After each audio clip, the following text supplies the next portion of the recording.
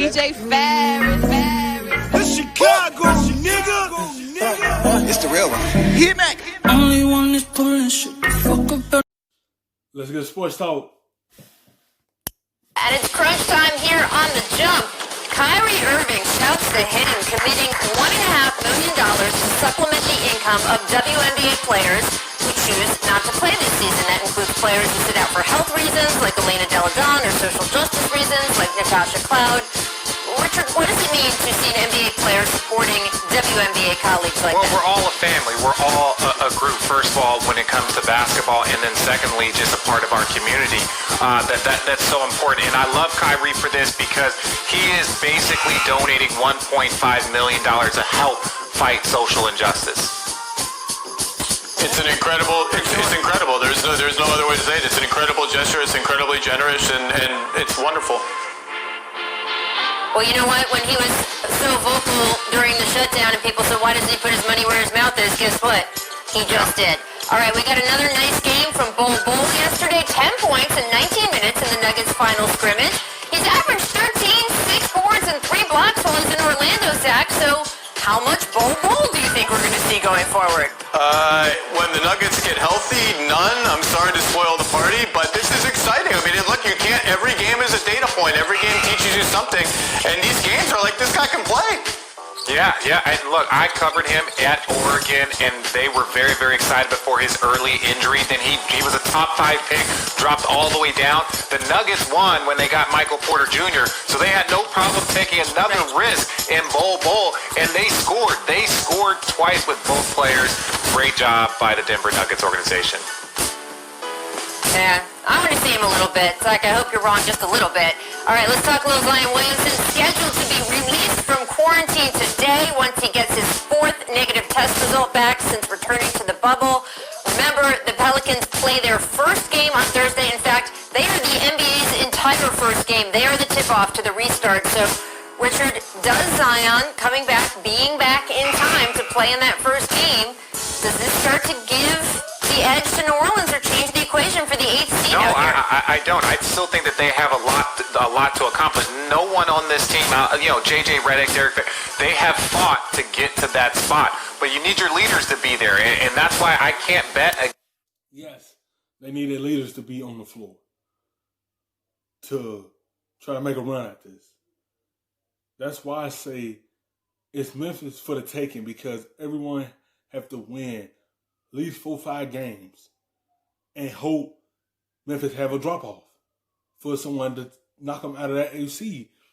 But Memphis already ahead of them. They have to win multiple games to be able to tend for the AC, unless Memphis start losing some games and everyone behind them start winning by like 4, 5, 6 games to leap over them and take over the AC. But no, it's not. It's too much they have to do to battle back to get to the AC.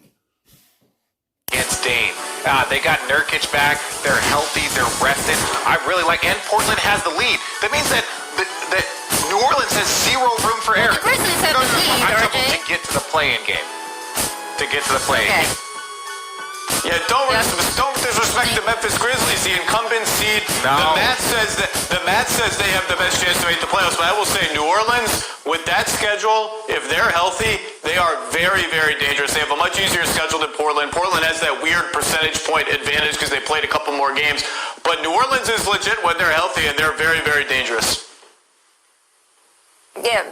And I was asking the guys on the Pelicans if Zion coming in and out, if that would bother them at all. And they said, look, it's been like that all season, so we expect to just pick it up.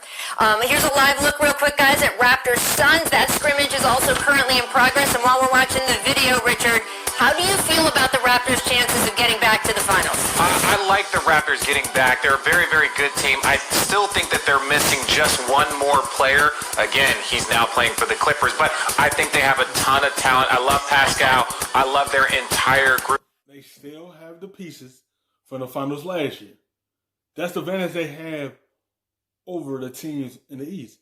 They had that championship experience, and then they bring everyone back from the championship team that's there. Only one that's not there is Kawhi and Danny Green. But they still have everyone else attached. And the Denver hit on Michael Porter Jr. and Bobo because you know they have another stretch forward that could open everything up for the cutters.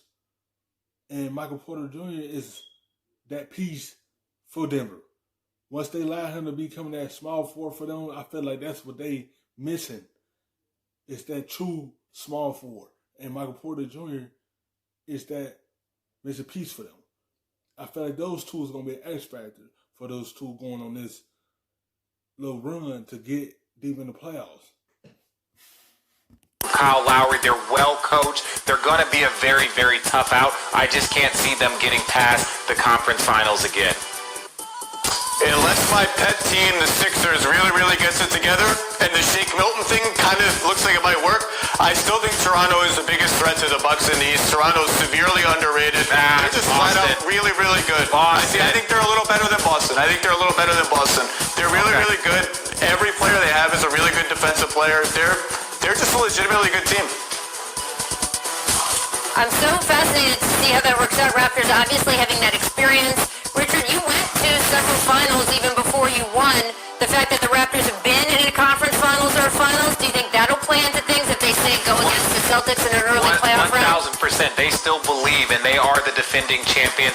And on top of it, you guys got guys that have won D-League championship. And so they have guys that have been successful for multiple years, right, on multiple levels. So they're an extremely competent group, and they're going to be a tough out. Don't sleep on Toronto.